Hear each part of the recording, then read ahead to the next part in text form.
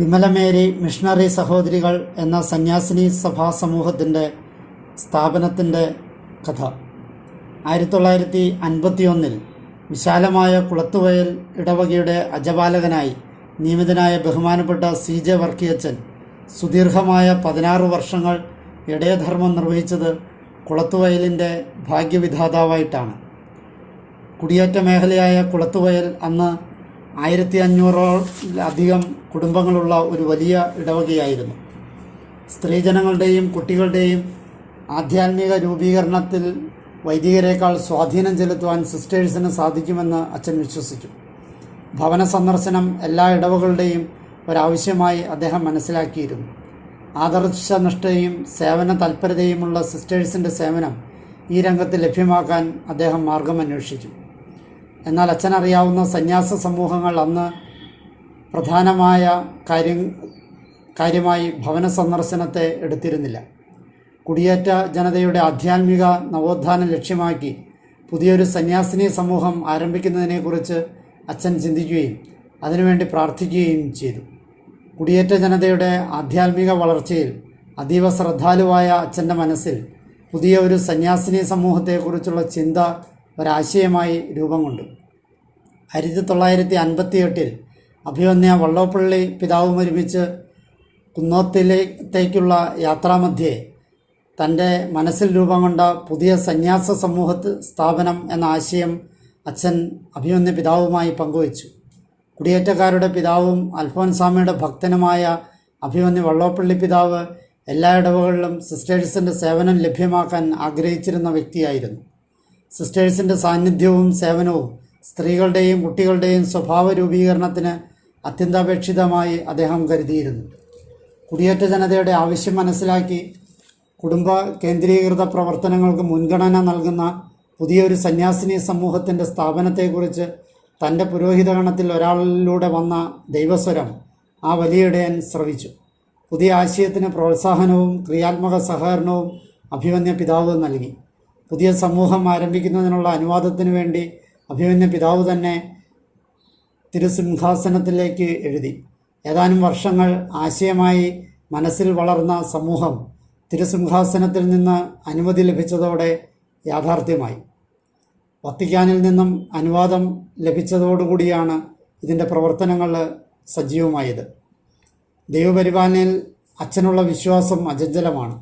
പാറ പോലെ ഉറച്ച ഈ വിശ്വാസത്തിലാണ് പുതിയ സന്യാസിനി സമൂഹത്തിന് അടിത്തറയിട്ടത്. മാതൃഭവനമായ വിമലാലയത്തിൻ്റെ അടിത്തറ കുളത്തുവയലിലെ ഉറപ്പേറിയ നിരങ്ങൻപാറയിലുമാണ് സ്ഥാപിച്ചത്. ദൈവപരിപാലന മൂലധനമാക്കിക്കൊണ്ട് അദ്ദേഹം വലിയൊരു സാഹസിക മുന്നേറ്റത്തിന് തുടക്കം കുറിക്കുകയായിരുന്നു. മരിയഭക്തനായ അച്ഛൻ മാതാവിൻ്റെ പേരിലാണ് പുതിയ സമൂഹം ആരംഭിച്ചത്.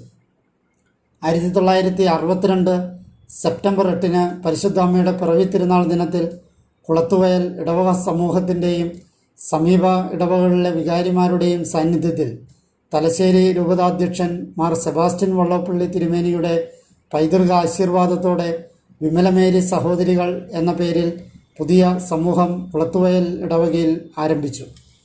മാതൃഭവനം വിമലാലയം എന്നറിയപ്പെട്ടു. ആദ്യ ബാച്ചിൽ 21 അർദ്ധിനികൾ ചേർന്നു. ഇടവകയിൽ നിന്ന് 3.5 ഏക്കർ സ്ഥലം ദാനമായി നൽകി. തൽക്കാല താമസത്തിന് ഇടവക വക ആശുപത്രി കെട്ടിടം വിട്ടുകൊടുത്തു. ഉന്നത വിദ്യാഭ്യാസ യോഗ്യതയ്ക്കും സാമ്പത്തിക സുസ്ഥിതിക്കും ഉപരി യഥാർത്ഥ ദൈവവിളിയുള്ളവരെ കണ്ടെത്തി പ്രോത്സാഹിപ്പിക്കുവാൻ അച്ഛൻ പ്രത്യേകം ശ്രദ്ധിച്ചു. പുതിയ സമൂഹത്തെ പരിശീലിപ്പിക്കുവാൻ Dharmagiri medical sisters of saint Joseph സഹോദരിമാരെ തിരഞ്ഞെടുത്തു. ആരംഭനാളുകളിൽ അവർക്ക് വന്നു ചേരാൻ സാധിച്ചില്ല. ആ വിടവ് സന്തോഷപൂർവ്വം നികത്തിയത് കുളത്തുവയൽ ഇടവകയിൽ പ്രവർത്തിച്ചിരുന്ന തിരുഹൃദയ സന്യാസ സഭക്കാരാണ്. 1 വർഷവും 10 മാസവും ദീർഘിച്ച പരിശീലനത്തിന് ശേഷം 1964 ജൂലൈ 16 ആദ്യ ബാച്ചിൽ 17 പേർ വ്രതവാഗ്ദാനം നടത്തി സഭാവസ്ത്രം സ്വീകരിച്ചു.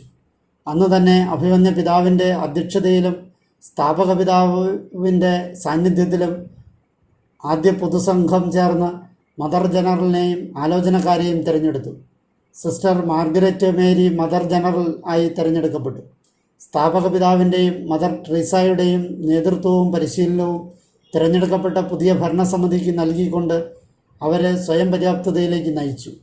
കേന്ദ്രഭരണ സമിതിയുടെ കാലാവധി 6 വർഷമാണ്.